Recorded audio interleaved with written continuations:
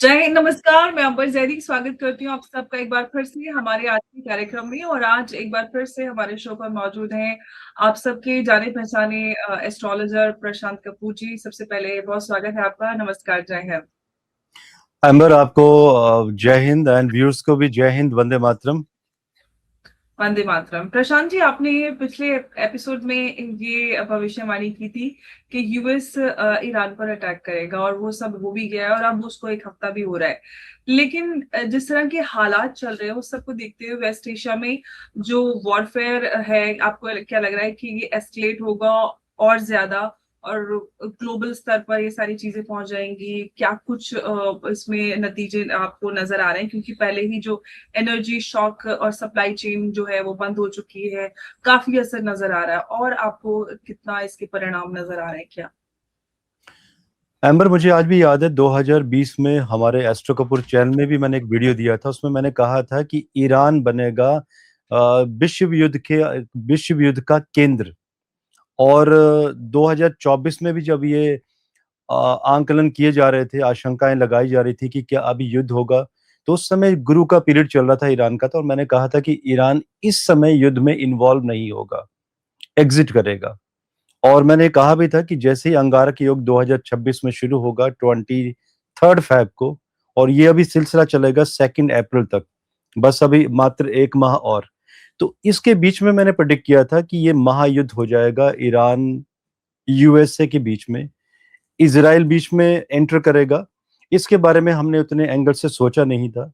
अब क्वेश्चन ये बनता है कि कितना लंबा चलेगा। देखिए, आज 7 मार्च है। आई थिंक आपके व्यूअर्स को कब वीडियो मिलेगा, आज या कल में। तो ये अभी जो युद्ध बढ़ेगा वो 10 मार्च से लेकर 15 मार्च के बीच में काफी बड़ा हो जाएगा, क्योंकि इसी बीच में मंगल और राहु प्रथम और अंतिम नवमांश को कनेक्ट करेंगे। 3 डिग्री 20 मिनट के क्लोजर होंगे दोनों तरफ। और ये जब और क्लोज आएंगे 14 डिग्री शतभिषा नक्षत्र में, तो वो आएंगे 13 मार्च को। ये जो 13 मार्च अभी आएगी।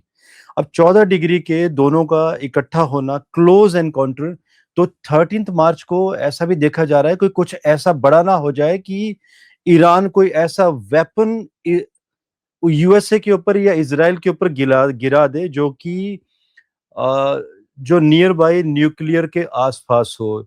और अभी जैसे एक न्यूज भी आई है कि वहां पर एक छोटा सा भूकंप आया था किसी क्षेत्र में।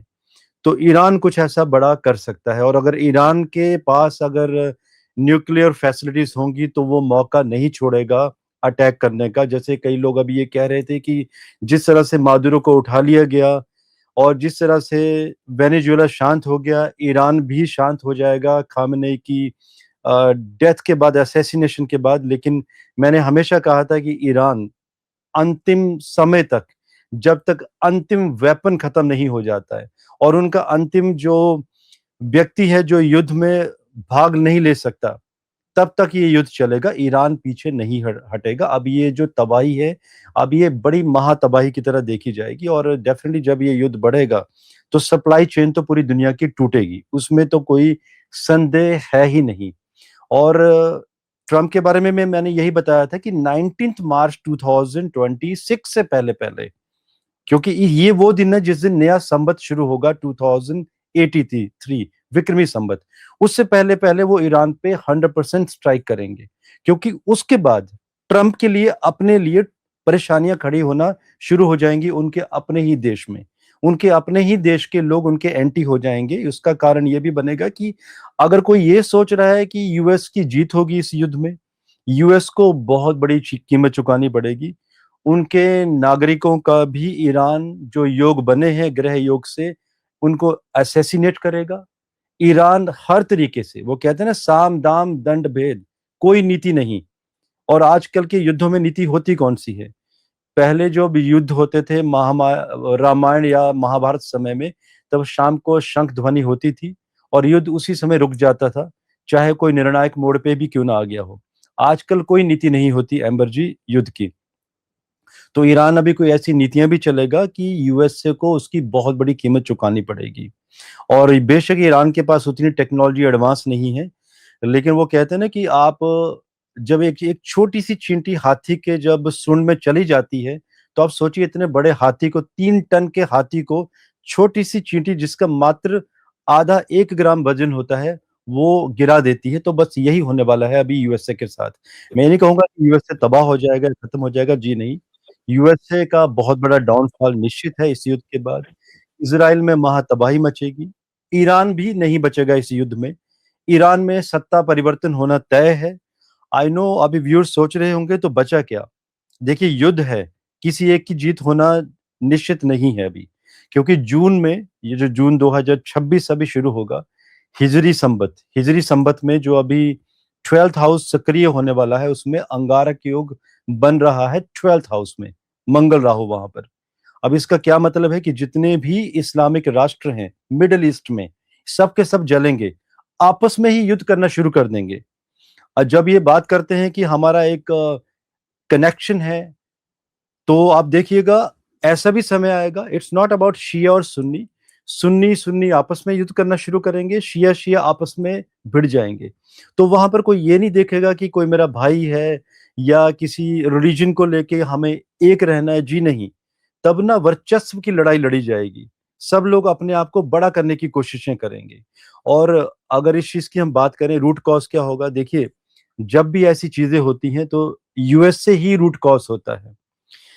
क्योंकि आज भी जब लोग यहाँ से विदेशों में चले जाते हैं, देखिए बहुत आसान है बोलना अंबर जी, जितना हमारे देश में या बाकी जगहों में हिंदू मुसलमान नहीं होता, उससे ज्यादा यूएसए में ब्लैक एंड व्हाइट होता है।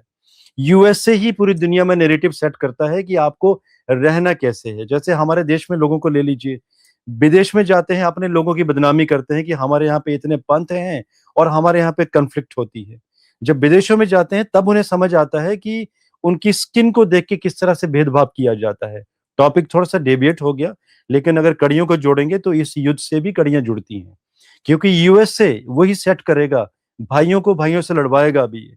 और मिडिल ईस्ट में बहुत बड़ी तबाही निश्चित है, ईरान नहीं रुकेगा।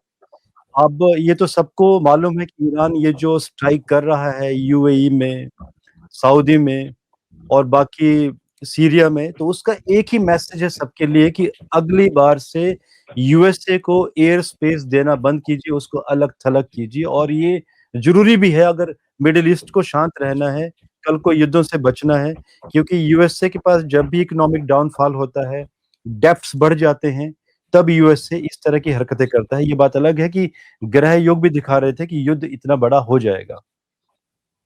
जी। प्रशांत जी, दुबई को जिस तरह से हमने देखा है कि एक प्रिफर्ड इन्वेस्टमेंट लोकेशन रही और सभी ने वहां पर इन्वेस्टमेंट किए, बिजनेसेस, काम, और लोगों ने घर सब कुछ वहीं पे देखा।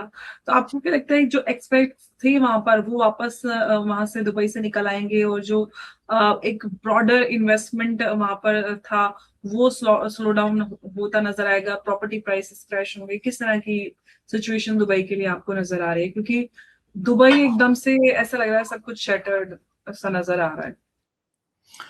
एम्बर जी मुझे अभी भी याद है, बल्कि आपसे ऑफलाइन भी बात हुई थी, अगस्त 2025 की बात है। बल्कि हमारे चैनल में भी मैंने वीडियो दिया था, एस्ट्रो कपूर चैनल में। और ये तब की बात है, मेरे दुबई में बहुत सारे क्लाइंट हैं और उनकी सबकी क्वेरी ये आ रही थी कि दुबई में कीमतें बहुत बढ़ गई हैं और वो लोग भी इन्वेस्टमेंट करना चाहते थे। मैंने सबको रोका था एंड 99% लोगों ने मेरी बात सुन भी ली थी। और जो एक आध परसेंट होते हैं वो तो साक्षात ऊपर से अल्लाह भगवान कोई भी आ जाए वो किसी की नहीं सुनेंगे क्योंकि वो किसी की सुनते नहीं है। तो आप सोचिए कि अभी मुझे बहुत सारे लोगों के धन्यवाद भी आ रहे हैं कि प्रशांत कपूर जी आपने बचा लिया, वरना क्या होता था। तो अब उन्हें मैंने कहा था कि जो प्रॉपर्टीज अगस्त 2025 में 15 मिलियंस की हैं, यही प्रॉपर्टीज ऐसे लोगों को 1.5 वर्ष के बाद, मतलब दिसंबर 2026 के आसपास 3 गुना कम रेट में 5 मिलियन के आसपास मिलेंगी। आप सोच लीजिए, अब दुबई को भी युद्ध का केंद्र बना दिया गया। कभी सोचा था किसी ने कि दुबई युद्ध का केंद्र बनेगा? देखिए इस एंगल से हमने भी नहीं सोचा था कि ईरान दुबई पर भी, इन सिटीज में भी स्ट्राइक करने के बारे में विचार करेगा, अपनी युद्ध नीति को बदलेगा। अब बात आती है कि लोगों ने वहां पर पैसा लगाया। बिल्कुल अंबर जी, पैसा डाउनफॉल होगा, प्रॉपर्टियां नहीं बिकेंगी। अगर आज भी कोई व्यूअर्स सुन रहे होंगे दुबई के कि प्रॉपर्टियां वो सेल कर दें, वो आज भी बेच के दिखा दें, बायर्स नहीं मिलेंगे अभी। प्रॉपर्टी निस्संदेह बहुत नीचे जाना अभी तय होगी, बहुत नीचे जाएगी प्रॉपर्टी। और रही बात लोगों की, हमारे देश के लोगों की, वो कहते हैं ना भेड़ चाल चलती है कि भाई वहां पर 9% टैक्स है, और कुछ 2 सेगमेंट है जिसमें कई बार आपको टैक्स 0 देना होता है। हमारे देश में 33% आपको अलग देना है। और कोई अच्छी लग्जरी गाड़ी ले लेते हैं तो उसमें इम्पोर्ट ड्यूटी सब मिला के 70 से 80% टैक्स चला ही जाता है अंबर जी, अगर जिसको लग्जरी में जाना है। लेकिन ये लोगों को सोचना होगा कि देश है हमारा, हम यहाँ पे सुरक्षित हैं। आज दुबई में कोई पॉलिसी बन जाए, भारतीयों का पैसा वहां पर फंसा हो, आज वहां पर प्रॉपर्टियां फॉल हो रही हैं, तो वहां की सरकार यूएई की कोई बड़ा रूल बना सकती है कि आप अपना पैसा निकाल ही नहीं पाओगे, अपने देश को वापस भेज ही नहीं पाओगे। आपके अपने देश में आप फंस जाते हो, लड़ सकते हो, नारे लगा सकते हो, सड़कों में उतर सकते हो, संसद का घेराव कर सकते हो, कोई रोकेगा नहीं। पुलिस वाले उल्टा आपको प्रोटेक्शन देते हैं जब आप कोई ना कोई आंदोलन करते हैं, जंतर मंत्र जालते हैं, तो पुलिस आपको बचाती है, प्रोटेक्ट करती है। कौन बचाएगा आपको वहां पर? आप दूसरे देश में हैं। तो ये लोगों के लिए मैसेज भी है, भेड़ चाल में ना चलें। टैक्स दे रहे हैं हमारे देश में, दीजिए, क्योंकि यहाँ पे 142 करोड़ लोगों के साथ व्यापार हो रहा है आपका, बिजनेसेस हैं, तो यहाँ पे पैसा भी आप ज्यादा बनाओगे।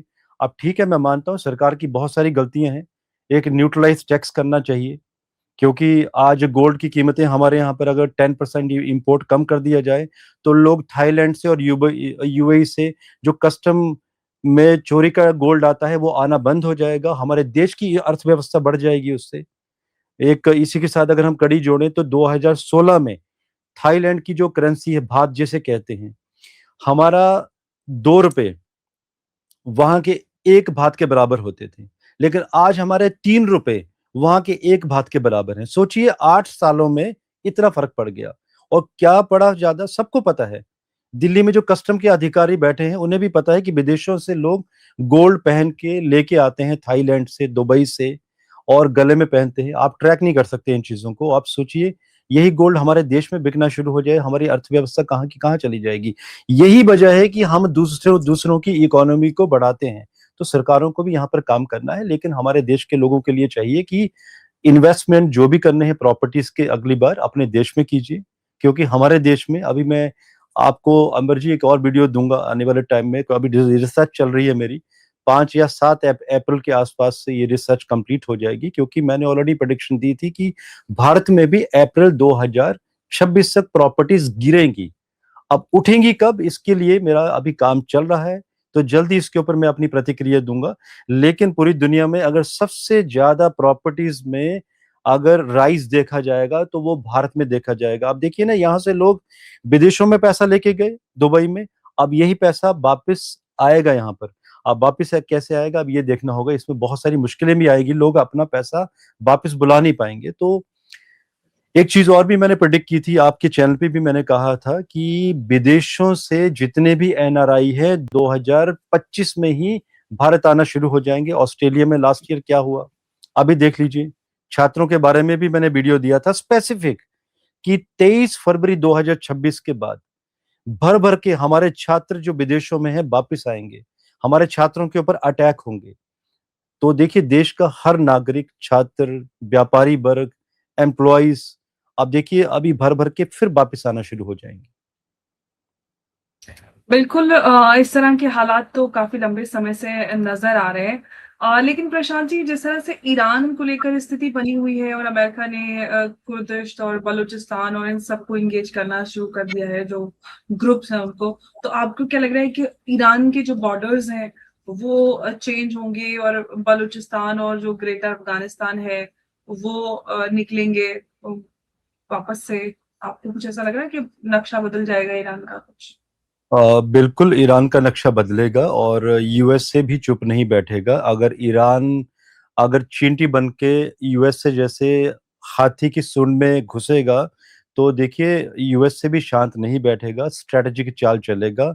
वो जो कुर्द लड़ाके हैं, कुर्दिस्तान जिसकी डिमांड की जाती है वहां पे कि एक उनको प्रॉपर कुर्दिस्तान चाहिए, जिसमें कि इनका एक बहुत बड़ा एरिया है, ईरान के भी कुछ एरिया को वो कैप्चर करना चाहता है, सीरिया के भी, इराक के भी, तो कुछ ऐसे बॉर्डर्स हैं। तो वहां के जो कुर्द लोग हैं वो चाहते हैं कि कुछ क्षेत्र उन्हें मिल जाए तो अपना देश बना सके। अब यूएसए इस चीज को इन्फ्लेट निस्संदेह करेगा। अगर कोई ये सोच रहा है कि शायद ऐसा हो सकता है, शायद नहीं, ये बिल्कुल ऐसा होगा। और वहां के नए लड़ाके बाहर आएंगे युद्ध में। वही कहा था ना मैंने आपको, अंबर जी, भाइयों को भाइयों से लड़वाया जाएगा अभी। अब यहाँ पे मुसलमानों को मुसलमानों से ही यूएस से लड़वाएगा। नेरेटिव यूएस से सेट करेगा और ये भाई भाइयों से लड़ेंगे ये, और नए देश की डिमांड करेंगे।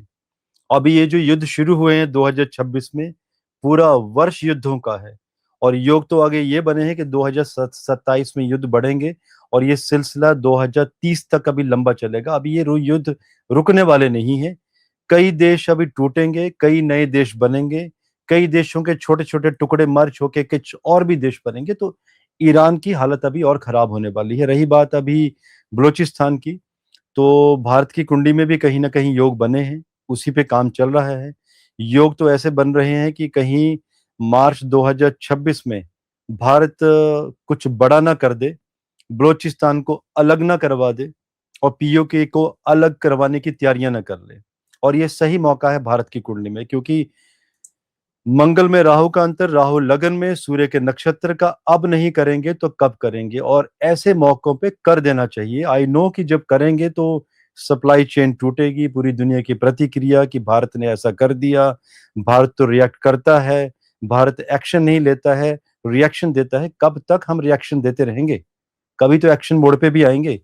और अभी एक्शन वाली दशाएं हमारी स्टार्ट हैं।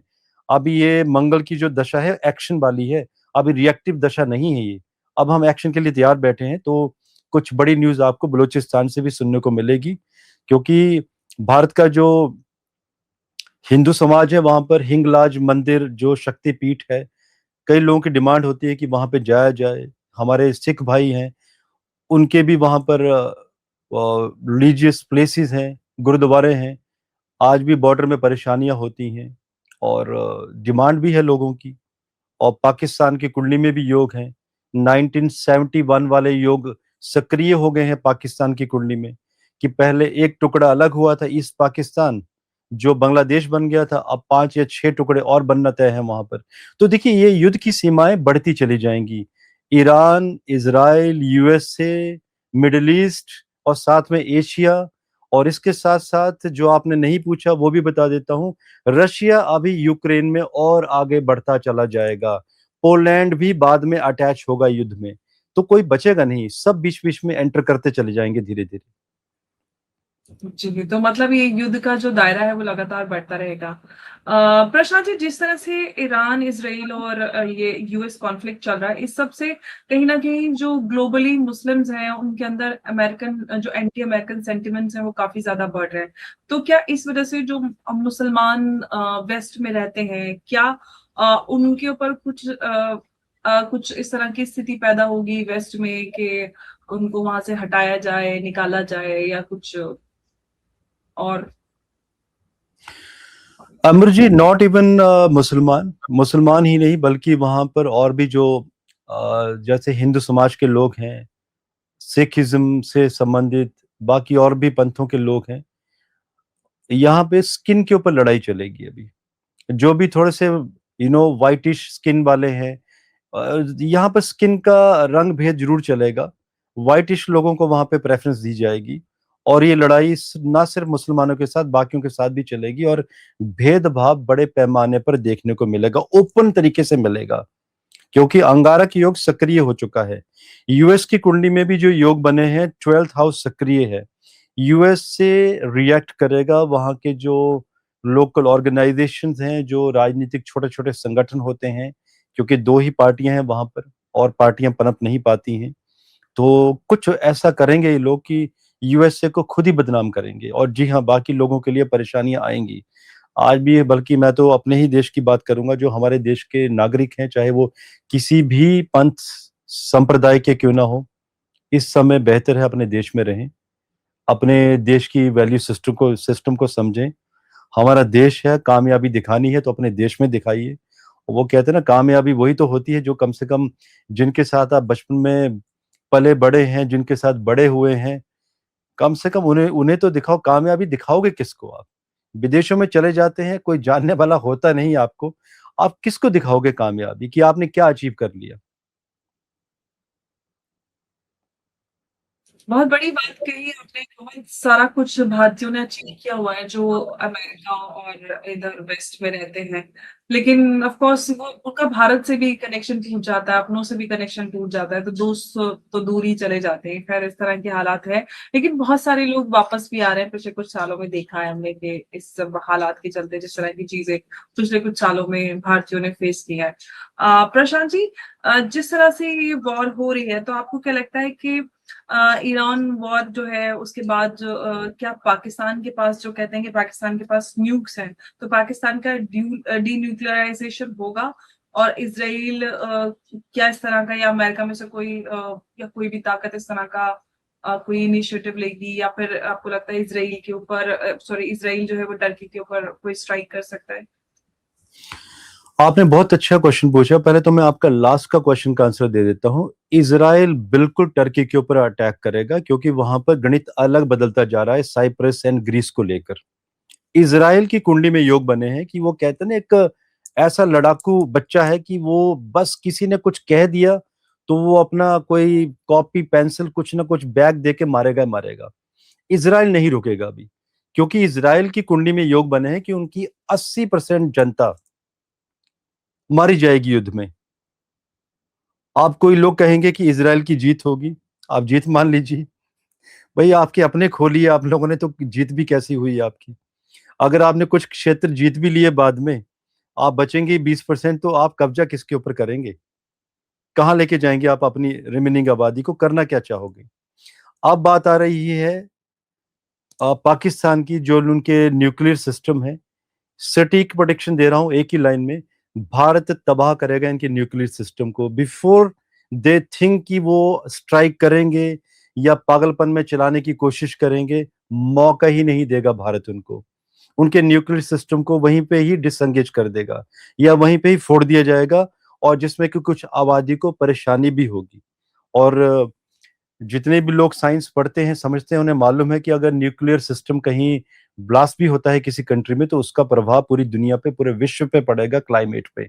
तो जितने देश उसके नजदीक होंगे, भारत जैसे भी, तो परेशानियां तो भारत को भी आएंगी बाद में। एशियन कंट्रीज को, रशिया, चाइना, नियर वाइज परेशानियां तो सबके आएंगी, लेकिन भारत मौका देगा ही नहीं पाकिस्तान को। सोच ही नहीं पाएगा पाकिस्तान की उसके साथ क्या हुआ। बहुत बड़ी बात प्रशांत जी आज आपने ये कही, और क्योंकि पाकिस्तान के न्यूक्लियराइजेशन को लेकर हमेशा सवाल होता है, और ये भारत करेगा, ये बहुत बड़ी भविष्यवाणी आज आपने की है। एक और भारत को लेकर मैं सवाल आपसे करना चाहती हूँ कि जिस तरह से वेस्ट एशिया में सिचुएशन इमर्ज हुई है, और जो गल्फ कंट्रीज हैं उनका भरोसा अमेरिका को लेकर, क्योंकि अमेरिका ने, जो ऑफ कोर्स सब जानते हैं कि ऑयल फॉर सिक्योरिटी का उनका मुआहदा है, उसके बावजूद उन लोगों को लगता है कि अमेरिका हमें प्रेफरेंस नहीं देता when it comes to security. तो उनके अंदर ये भावना है कि हम अपने ऑप्शंस डाइवर्सिफाई करें। भारत के भी इन सारी कंट्रीज के साथ बड़े बेहतर रिश्ते हैं, डिफेंस कॉपरेशन, ट्रेड और सारी चीजें। तो आपको क्या लगता है कि वेस्ट एशिया, या फिर हम मिडिल ईस्ट या गल्फ गल्फ नेशंस की बात करें, क्या इसके अंदर भारत एक अहम भूमिका में आ सकता है और एक नेट सिक्योरिटी प्रोवाइडर बन सकता है? अभी तो नहीं अंबर, लेकिन भारत की कुंडली में अभी 2025 में मंगल की महादशा शुरू हुई है, सितंबर 2025 को। तो अभी मान के चलिए कि जब तक 2030 नहीं आ जाता, 5 वर्ष, मतलब अभी 2026 है, तो अभी 4 वर्ष बाकी हैं। तो जब 2030-31 की तरफ हम मूव करेंगे, तब वो समय आएगा कि भारत विश्व गुरु बनने की राह पर होगा। और जब 2032 सितंबर में राहु की महादशा शुरू होगी, पूरी दुनिया में यूएसए, रशिया, कोई भी देश हो, जब भी बड़े डिसीजन लेने होंगे, जब तक भारत स्टैंप नहीं लगाएगा, अप्रूव नहीं होंगे। बल्कि ऐसा नहीं कि भारत का इंतजार करेंगे, वो, उन्हें मालूम होगा कि वो एग्जीक्यूट करना ही नहीं चाहेंगे, बल्कि भारत को जबरदस्ती इन्वॉल्व करेंगे कि भाई आपकी मर्जी के बिना हम इन नियमों को हम बड़ा ही नहीं करेंगे। अब जब यूएनओ की बात आती है, तो आज भी सबको मालूम है कि UNO is specific to USA. जो यूएसए कहता है, यूएनओ कर देता है। आप देखते जाइए, अभी तो काफी वर्ष हैं अंबर बाकी, अब ये वीडियोस आने वाली जनरेशन, नए बच्चे भी देखेंगे। और आज से 7 साल बाद यही वीडियो जब लोग देखेंगे, सितंबर 2032 के बाद आप देखिएगा, तब पूरी दुनिया देखेगी आपके और हमारे बीच का एक कॉन्वर्सेशन की भारत की स्टैम्प के बिना, भारत की मर्जी के बिना दुनिया में बड़े डिसीजन लिए ही नहीं जाएंगे। अगर पेंडिंग रहेंगे तो इंतजार रहेगा भारत के इंटरव्यून का, तब जाके बड़े डिसीजन होंगे। और सिक्योरिटी प्रोवाइडर भारत के लिए अगर बनने की बात करें तो इसमें समय है अभी। राहु में जब गुरु का अंतर आएगा 2034-35 के आसपास, तब वो समय आएगा कि भारत एक सिक्योरिटी प्रोवाइडर की तरह आगे निकलेगा। क्योंकि कहना बहुत आसान होता है, आज भी हम टेक्नोलॉजी की बात करें, डिफेंस की बात करें तो चाइना से बहुत पीछे हैं हम लोग, क्योंकि हमारे देश में रिश्वतखोरी कूट कूट के भरी हुई है। आज भी कोई डिफेंस में जो वेपन्स बनते हैं, कोई वेपन में किसी में कोई मॉड्यूल में दिक्कत आ जाती है तो 4 से 6 माह लग जाते हैं उसकी सिस्टम सेट करने में। पहले उसकी फिशिंग डायग्राम बनाओ कि क्यों हुआ, कैसे हुआ, इसको ठीक कैसे करना है, प्रपोजल आगे भेजो, फिर टेंडर निकालो, फिर इसको रिश्वत दो, उसको दो, इसको पैसे खिलाओ। लेकिन चाइना में ऐसा नहीं होता। वहां पर रिवर्स इंजीनियरिंग करके पहले प्रोडक्ट बनाया जाता है, बाद में डायग्राम्स बनती हैं। 24 आवर टू 48 आवर में मात्र 2 दिन के अंदर उस पार्ट को फिक्स कर दिया जाता है, जो हमारे यहाँ पर 6 महीने आज भी लगते हैं। तो पहले तो अगर भारत को बड़ा करना है तो रिश्वतखोरी को खत्म करना होगा। सिर्फ ये नहीं बोल सकते कि हम देश है बहुत अच्छा है। ऐसे देश कोई भी बड़ा नहीं हो सकता जहां पर रिश्वतखोरी इतने बड़े पैमाने पर चलती हो। तो डिफेंस तो तभी बड़ा होगा ना जब आप प्रोस्पेक्टिव आपका बड़ा होगा। यहाँ पर तो ईगो की लड़ाई चल रही है प्राइवेट एंड गवर्नमेंट बॉडीज के बीच में कि कौन बड़ा होगा, किसको कहाँ किसका कट मिलेगा, कहाँ शेयर मिलेगा, किस देश में पैसा पहुंचाना है। मैं काफी कड़क बातें कह गया हूँ। जो सरकारी विभागों में व्यक्ति हैं, जो बड़े बड़े विभागों में हैं, सुन भी रहे होंगे मेरी बातें, कड़वी भी लगेंगी, लगनी भी चाहिए। तो देश सब सर्वोपरि, और जब इन चीजों से बाहर निकलेंगे तब देश को बड़ा कर पाएंगे। पहले तो अपनी सिक्योरिटी को ही बड़ा कर लो आप। ये बात अलग है कि चाइना के पास आज वेपन बनाने की फैक्ट्री पूरी दुनिया में सबसे ज्यादा है, यूएसए से भी बड़ी हो गई है।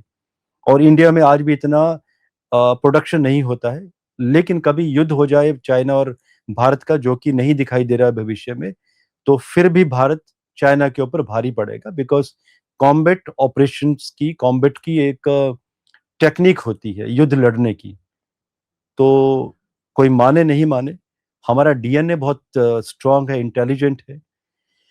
यूएसए को तो हम ही ने खड़ा किया है अंबर जी। आज यूएसए में बड़े बड़े scientist, Fortune 500 company, CEO, vice president, president हमारे ही तो हैं वहां पर। तो हमारी जो ब्रीड है बहुत इंटेलिजेंट है। आज हम 300 करोड़ का ऐसा एक संयंत्र बना देते हैं जो मंगलयान बनाकर हम मंगल पे भेज देते हैं। और ये मोदी जी ने भी कही थी अपने भाषण में एक बात। तो बात यही है ना कि ईमानदारी से काम चलेंगे तब तो बड़ा कर सकते हैं। सो डिफेंस में, लड़ने में हम लोग सबसे बेहतर हैं, लड़ाके जबरदस्त हैं। हमारी भारतीय सेना जबरदस्त है, दमखम उनका। स्ट्रेटेजिक लड़ाई में वी आर मतलब नंबर 1 इस चीज में। बट आज भी वेपन्स की कमी है हमारे पास। स्क्वाड्रन की बात करें तो आज भी 12 से 14 स्क्वाड्रन हमें और चाहिए हमारे देश में। और सोचिए कितना बड़ा क्षेत्रफल है हमारा। बिल्कुल, आपने सही कहा और इस दिशा में सरकार काम भी कर रही है और काफ़ी लंबे समय से चर्चाएँ शुरू हैं कि कौन-सा लेना है, कौन-सा लेना है, पता नहीं कब लिया जाएगा। ख़ैर भारत उम्मीद करते हैं कि ये मसले भी हल हों और जो समस्याएँ आपने पॉइंट आउट की हैं, उनका भी निदान हो क्योंकि वो सिस्टम को खोखला बनाकर रखती है। प्रशांत जी, बहुत-बहुत धन्यवाद आपका इस चर्चा में जुड़ने के लिए और आपने इतनी सारी भविष्यवाणियाँ ईरान और इस युद्ध को लेकर बताई, उसके लिए आपका बहुत धन्यवाद। नमस्कार, जय हिंद, जय भारत। Thank you Amar ji. जय हिंद, भारत माता की जय। भारत माता की जय।